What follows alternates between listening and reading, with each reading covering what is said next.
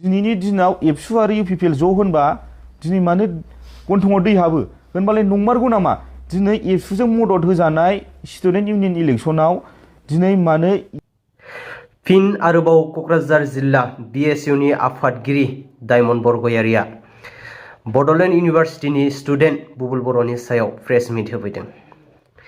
लोगोसेनो ST issue register सानैनि issue आरो एबसुनिबो खोथा बेरखांनायखौ नुनो मोन्दों।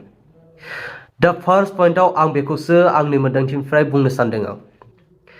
जितु बड'लेण्ड इउनिभार्सिटि आरो क'क्राझार मुलुगसोलोंसालिनि रेजिस्टार बिथां सानैखौ बिबाननिफ्राय बोख्लायनाय प्रप'जालआ दावराव दावसिया सोलिबाय दं नङा होमबा? दा आं बेखौसो बुंनो सानदों जे सोरबा रेजिस्टारखौ बिबाननिफ्राय बोख्लायदों आरो सोरखौबा बिबानाव सोदों बेवहाय आंहा बुंनांगौ जेबो गैया। नाथाय मोनसे खोथाया बेसो जे सासे बिबानगिरिखौ माबा मोनसे गोरोन्थि दाय मावनायनि बिबाननिफ्राय बोख्लायनो सानदोंब्ला बेवहायथ' रुल दंना, लिगेल हिसाबै बोख्लायमोन। दाय मावदों होननानैथ' बेफोरबायदि डाइरेक्ट बोख्लायनो हाया नङाना। जों मिथिनाय बायदिब्लाथ' इउनिभार्सिटियावबो जेबो एसि मिटिं सावरायलायनाय जायाखै। BTC गभर्नमेन्टआबो इनकुवारि खालामाखै, मेजिस्ट्रेटआबो अर्डार होआखै। अब्ला माबोरै दायनिगिरि महरै दायखौ जाबसिननानै बेफोरबायदि सानै रेजिस्टारखौ रिलिज होखो? जों दा एसे मोजाङै खेंस्लाय साननानै नायोब्ला सोरनिबा जायगाखौ सोरबाया सेख'ना लानो थाखाय राजनितिक षड़यन्त्र दाजाबदेरनानै बे रेजिस्टार सानैखौ होखारनाय बायदि नुहुरदों आरोना। बेनि सायाव आरो क'क्राझार मुलुगसोलोंसालिनि गोदानै रेजिस्टार बिबान मोननाय डक्टर बनबिना ब्रह्मआ हाग्रामा महिलारिनि न'खरनि मानसि जायो होननाय खोनानो मोन्दों। आरो नैथि पइन्टआ जादों एबसुखौ बखिनाय। नोंथांमोना एबसुखौ बखिनायनि सिगां गावनि बिखुंनि जिनिरखौ मोजाङै स्रां खालामनानै लाग्रो। जाय संगठनाव बड'फाया थानानै जोंनि बर' हारिखौ फोजाखांदोंमोन, बिहोमा होदोंमोन, बे संगठनखौनो दिनै नोंथांमोना राजनितिकनि कालार फोनै फोनै बखिबाय थायो। एबसुखौ बखिनाय माने हारिनि बिफा मानगोनां बड'फाखौ बखिनाय। बड'फाखौ बखिनाय माने नोंथाङा गावनि जोनोमगिरि बिफाखौ बखिनाय। दिनै नोंथाङा गावनि जोनोमगिरि बिफाखौनो बखिगासिनो। बे बिफाया नोंथांजों बखिजानो नोंथांखौ जोनोम होदोंमोन नामा? नोंथांजों बखिजानो बे बिफाया नोंथांखौ जोनोम होआखैमोन। माबा मोनसे गिदिर सिमां लानानैसो नोंथांखौ जोनोम होदोंमोन। आं मा बुंदों नोंथांमोना एसे बुजिनो नाजा। दा खोथाया बुंगुमानि लावगुम। थांनाय BTC इलेक्सननि सिगां जायै लोङै सासे UPPL नि मेम्बारनि न'खराव थांनानै गेट बेरा दानसिग्राया माबे संगठननिमोन?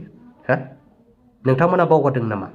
माबे संगठननिमोन बेनि फिननायखौ नोंथांमोना दानो हो। कमेन्ट बक्सआव कमेन्ट खालाम रायजोफोर, माबे संगठननिमोन? मा खोथाजों बुंदों आं बेखौ बुजिनो मोनासै। मानो होनबा बिथांमोनहा दिनैनि दिनाव एन्टि नेसनेलखौ माबा एन्टि बर'नि दावराव लांबाय, सोरबा ST नि दावरावखौ रेजिस्टारनि दावरावसो लांबाय। आं बेखौनो बुंनो सानो बुबुल बर'मोन, नेरसोन नार्जारिमोन बिथांमोना ST नि दावराव खालामदोंमोन ना ST नि आन्दलन खालामदोंमोन ना दिनैनि दिनाव रेजिस्टारनि आन्दलन खालामदोंमोन? दिनैनि दिनाव बिसिनि आन्दलना ST नि आन्दलन जानानै थाङासै, बिसिनि आन्दलना सोरबा रेजिस्टारनि आन्दलनसो जानानै थांबाय। जा गोदान रेजिस्टार फैदों बिसोर सानैबो ST, बिसोरबो जोंनि सम्पति, बिसोरबो बर' हारिनि मानसि, सानैबो बर'। दा बिसोरखौलाय सानदोंना सानाखै? बिसोरखौ मानो बिसोरो सोरबा एन्टि बर'फोर बायदि, सोरबा ST नङैफोर बायदि मानो बिदि खोथा बुंगासिनो दं? बिसोरखौबो बिसोरो बरायनोसो हायोमोन। खिन्थु बिसोरो दिनैनि दिनाव ST खौ गारनानै दिनै सोरबा रेजिस्टार गोदान फैनायावसो दिनै आन्दलन खालामफ्लानो नागिरगासिनो दङ। सोरबा BTC नि न'खौ सावनोनो, BTC नि सिपनि न'खौ सावनोनो, सोरबा BTC सेक्रेटारिखौ बुख्रुबनोनो।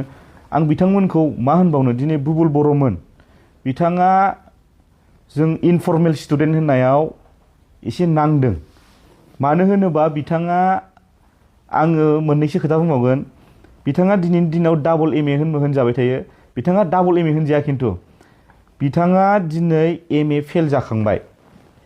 खिन्थु बियो MA खौ लाफिननो हायोमोन दस्रा साबजेक्टआव, खिन्थु बियो दिनै लादों एखे साबजेक्टआव पलिटिकेल साइन्सआवनो। बियो इलिगेल। बेखौ रेजिस्टारानो बेखौ एडमिसन होदों, बेखौ एबसुआनो बेखौ एडमिसन होदों। दिनै आरो बियो एडमिशन लादोंबाबो बियो हस्टेलाव थानायनि खुनु राइट्स गैया, बियो इलिगेल। ओंखायनो जों बेखौ फर्मेल स्टुडेन्ट होनाखै, बिखौ इलिगेल होनदों। बियो मालाबाबो नर्मेल स्टुडेन्ट नङा बिसोरो। दा ओंखायनो जोङो आरो जों गोख्रों सोंखारिबावगोन आरो नेरसोन सासे दंबावो, बिथाङा PhD स्कलार। सासे PhD स्कलारा दिनै जोंहा बेखौ इनफरमेसन दंबावो, बियो दिनै हस्टेलाव एडमिसनखौनो लायाखै।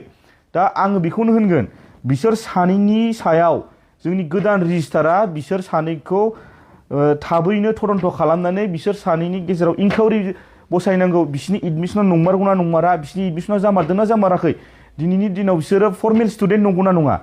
दा आरो बिथांमोना नंखाय खोथाखौनो बानसावनानै, नंखाय खोथाखौनो थगायनानै एन्टि बर' होनदों होननानै गावसोरखौ बुंफ्लागासिनो दङ, गावसोरखौ माबा गाज्रि गाज्रि खोथा बुंदों होननानै। जुदि गावसोर फर्मेल स्टुडेन्टथारबा जोंनोबो प्रुफखौ देखाय, जोंबो मानिनानै लागोन नोंसोर फर्मेल स्टुडेन्ट होननानै।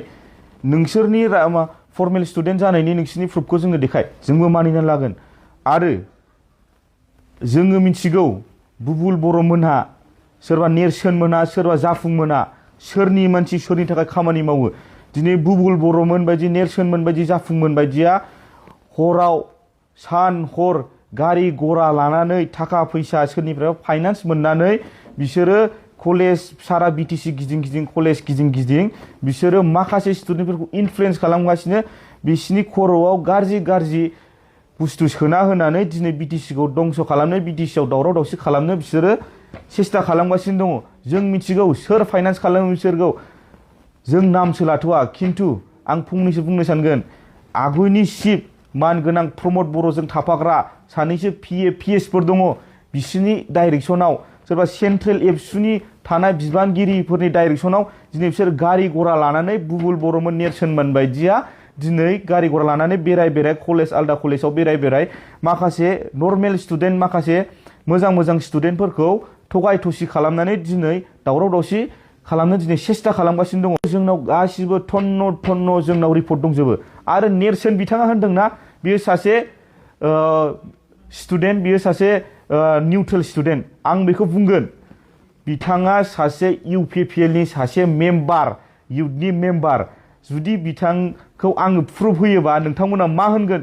जोंनाव बिसिनि फटक दङ, बिसोरनि फ्लेग दङ, बिसोर फ्लेग गाननाय, बिसिनि UPPL नि फ्लेगजों फटक लानाय जोंनाव थन्न दिनै फटक दङ।